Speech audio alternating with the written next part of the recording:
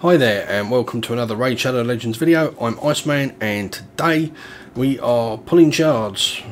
Not lots of shards, I will say that straight away. Unfortunately we don't have a lot, but obviously we do want to get points for the Summon Rush, for the current event going on. There's a fusion event for Iron Brago at the time of filming this, and so we need the fragments, so we're going to be pulling what we got and seeing how we go on the event. So without further ado, or much ado about nothing, let's get on to it. Next you'll have William Shakespeare stood here, because you know we're talking about much ado, but no, we're not going to do that. We haven't got a lot of ancients. There's a boosted summon at the moment. Let's do a temple on ancients to start. I'm not sure about the oh, Vogoth, one of the better new epics apparently, so very excited there. I'm actually quite keen on trying out some of these new epics. Let's take a look at him. He's a HP champion, Spirit Affinity. Attacks one enemy 3 times. Each hit has a 30% chance of increasing the duration of one random debuff on the target by 1 turn.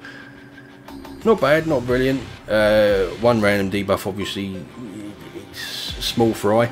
I think with his triple hit, he's going to be good at the Fire Knight, and he's the right affinity, I believe, for Fire Knight, which is red, so he'll be strong. The A2, Wave of Revulsion, attacks all enemies, has a 60% chance of placing a revoke debuff on all enemies for 1 turn. It's only 1 turn, which is a bit of a shame. And obviously, even if you take the extend, that doesn't actually extend provokes, so that wouldn't help there. Also has a 60% chance of placing a 50% decrease attack debuff for 2 turns on targets who receive the provoke debuff from this skill. You book it up fully, it's going to take you 6 books, which is a lot. I don't have any at the moment, so I certainly won't be doing that. And you can book this down to 3 turns, and that will then increase the chance from 60 to 75, which isn't bad, but it's still not 100%, so you've got a good chance of a revoke, but not massive. Damage is based on HP on all his abilities, which is cool. And let's have a look. So we've got a passive, Festering Dynamo. Whenever this champion is attacked, heals all allies by 50% of the damage received. Only heals by 25% of the damage received from boss attacks. This champion only receives half the heal that all other allies receive. So technically, for himself at least, he's only receiving 25%, and then he's receiving what, 12.5%. Which isn't bad, and he's going to be built with massive HP anyway, so yeah, it's 50% of the damage received, so you're likely to build him with high HP, low defense, so it'll take more damage, heal everybody up more anyway, so he'll have a good healthy health pool. And then you've got another passive here, which is Ascended. When attacked, places a leech debuff on the attacker for 2 turns. If the attacker is under a revoke debuff placed by this champion, also has a 70% chance of increasing the cooldown of a random skill on the attacker by 2 turns. Yeah, he's pretty cool actually, I like that. So he's going to be a good healer for you. I don't know that he's game breaking. Since he doesn't have a revive or anything like that, I don't know that I'd be in a huge rush to build him up and bring him onto my undead team. I will probably build him up and have a look at him at some stage just to do a guide on him, but I don't know that he really brings that much to my undead team. A bit of an odd looking one, certainly not pretty. Speed's a bit low, crit rate neither here nor there, crit damage neither here nor there, HP's okay. Yeah, it'll be interesting. And you know, a lot of people are saying he is quite good, so I would like to at least build him up and see what he can do heal wise. But you know, for the undead, I've already got the likes of Mausoleum Mage, who places block buffs, cleanses and heals, so I don't know that he'd bring that much for me, but we'll see. I've got a fairly solid team at the moment with... See, now, have he revived as well? For some reason I thought he did, but I must be thinking of somebody else. Just increases cooldown, places the leech, and heals. Yeah, no, so he doesn't have a revive. So it's not like he's... I mean, I've got Gorgrab, Mausoleum Mage, and a couple of legendaries, I think. So, you know, I'm fairly set for Undead, which is a fairly stacked group anyway. Okay, let's go for a first Sacred Shard. Unfortunately, I think it's actually going to be 2x Sacreds next week, so I don't really want to pull all these, but needs must for the event. I'd rather a guaranteed legendary than a possible legendary, so... And by all accounts, it's supposed to be fairly decent, but... Talia, we've already got her.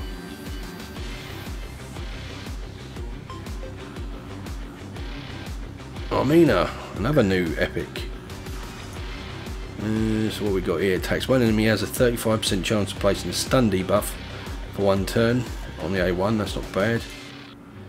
Then we've got Trampling Rampage, attacks all enemies, has a 75% place of placing a 60% decreased defense debuff for 2 turns, steals 7.5% of the turn meter from targets under decreased defense debuffs.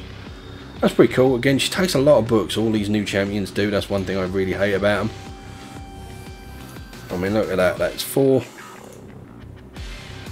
6, so that's 10, 15 books. That's a lot of books. And then the A3, decrease the turn meters of all enemies by 20%, has 70% chance of placing a stun debuff 1 turn on enemies who have their turn meters fully depleted. So it's alright, not game changing. Good decreased defense champion if you need one. Don't know that I run with one on Barbarians, to be honest, but I have a fairly solid Barbarians team that's already farming faction wars. I've done faction wars, 21 on the Barbarians, so it's not an area I hugely need.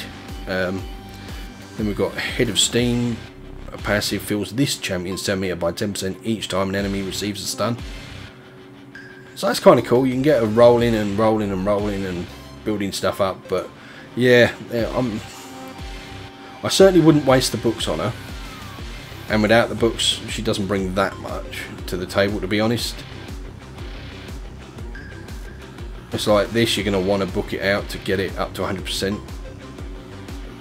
This you're going to want to book to get to 100%, otherwise she's not that valuable, and it takes so many books that it totally puts me off anyway.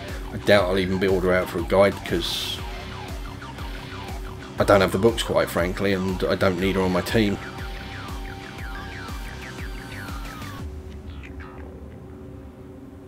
Chancellor Yasmin, already got her. Not hugely impressed. Heals an ally by 40% of their max HP, heals by 60 instead if the ally has 8. Again, you know, if you could build her out as a HP champion and if it was heals by her HP, I'd be a bit more interested personally, but I'm just not. I think we'll try a couple of Void Shards then, see what we get there.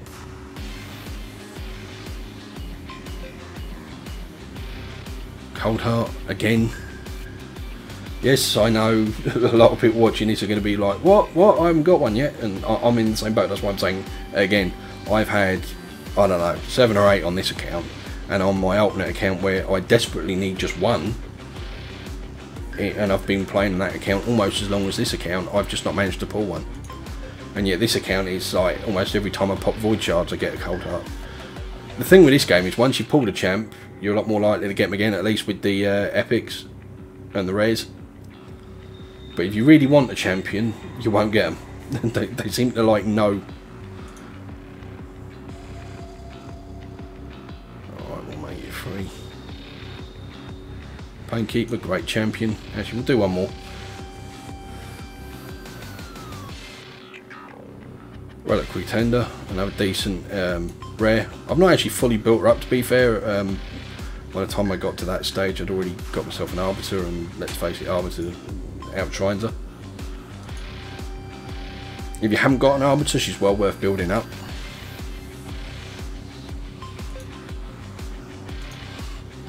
Back to the Sacreds. Kalia, no thank you.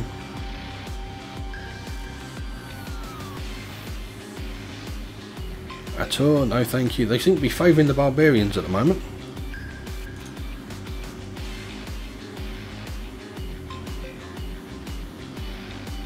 Definitely Pitiless one.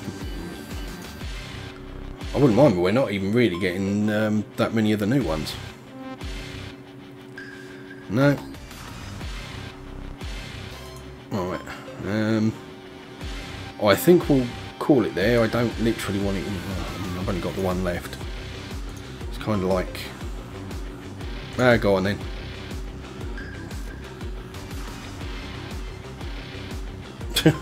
Look at that, barbarian after barbarian after barbarian, and all crap barbarians. Just one of the sisters that reads a lot. It looks like it, yeah. Blimey. No. Okay, so we're going to pause it there. I'm going to pop onto my alternate account, and we'll resume the video there. Okay, here we are for the second part of this shard pulling video on my alternate account. Yes, all the shards I pull are always my own. I don't do anybody else's at the moment. I may look into doing that at some other stage. I know people like to watch shard pull videos, and I actually quite enjoy doing the pulls and stuff, obviously, as everybody does. But at the moment, the only shards I ever pull are my own. So I'm going to struggle with the event on this account, unfortunately, as you can see. I do need all the fragments, I think. I'm going to have to total that up and see. But we're going to try for it as hard as we can anyway. We've got what, 1,200 mysteries, 20 ancients, 6 voids, 1 sacred. So we're probably going to pull absolutely every shard on this account and see where it gets us. We'll have to see how it goes. So yeah, it's going to be really close. I'm not likely, well, I don't think there's a chance in hell that I can make the 3,000 points needed for all the shards. So we'll probably pull up to what we get for the first 3 lots, and then we'll stop at that, because there's no point in wasting shards for nothing. So let's start with a 10 pop.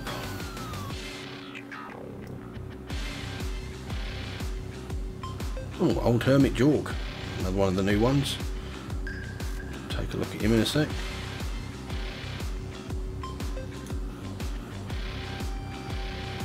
Interesting looking champ.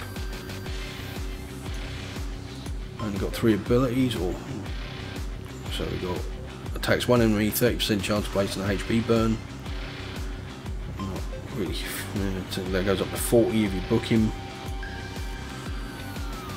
And then his Heroes of Old places a 50% increase attack buff on all allies for 2 turns and fills the turn meters of all allies by 20%. This can be booked down to 3 turns and takes a couple of books at least. I do like the turn meter increase, but I don't know, so far there's nothing major there with him. And then we've got revives 2 random allies with 60% HP, then fills their turn meters by 40% and places a perfect veil on them.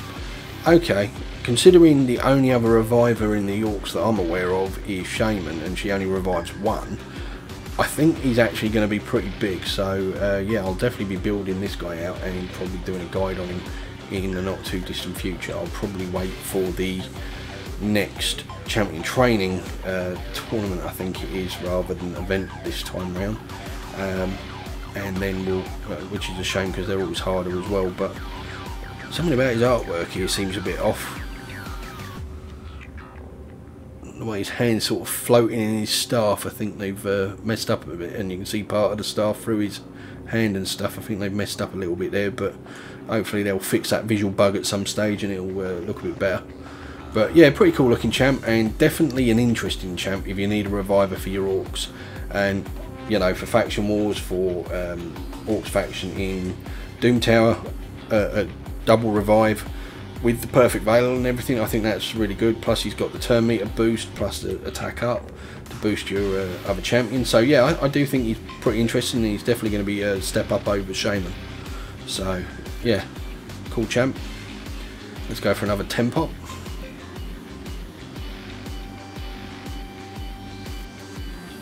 Or as I say to my wife, I'm blowing all my shards, which always makes her laugh.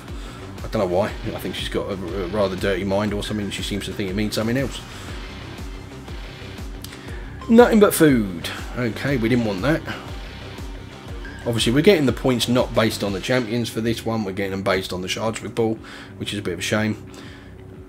And yeah, we'll go for the sacred now. We might as well do my one lowly sacred.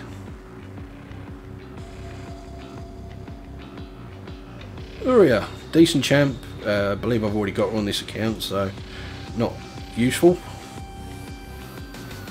And now we're going to pull all our voids.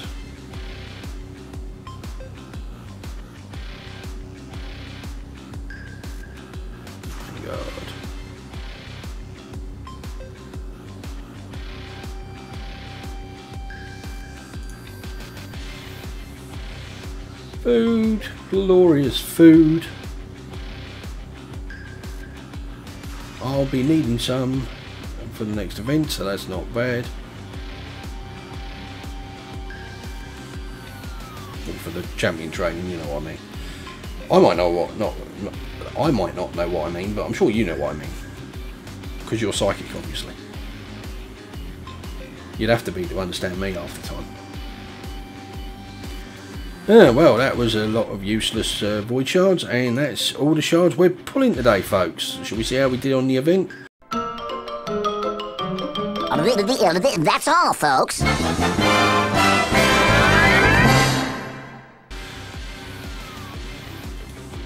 And no, I'm not going to be going and spending a load of money to buy more shards to do any more on it. No. Maybe I should have stopped shy. Actually, looking at this, I wasn't desperate for the 10 fragments, it turns out. Without them, if I can manage to max out everything else, I will just manage dead on 100, so it will be doable. Having said that, how many points have we got? 1620. So, I think I'll be just shy of the 3000 if I pull all my mystery shards, but if I can buy a few more in the next day or two, or get any shards from the clan boss, then I should hopefully just make it to that, and that will actually help me out. So yeah, I think that will certainly boost things, and by all accounts it's supposed to be a decent champ, which I'm looking forward to seeing and trying. So anyway, I wish you all luck with your your shard pulls if you're pulling for this event. I'm assuming many of you are, even if you're not too interested in the 10x, as many people weren't too interested in the 10x. Obviously you're still doing it for the fragment summons at the moment, so that makes sense. Anyway, good luck with yours. Thank you for watching. If you enjoyed this video, please hit that like button. It really means everything to me. Whenever you hit that like button, it lets YouTube know it's a good video, and they will show it to more people, and obviously I want more people to see it, so that really helps. Thank you. And if you do enjoy my content, please hit that subscribe button and you'll get notified when I release my next video. Catch you in the next one. Bye.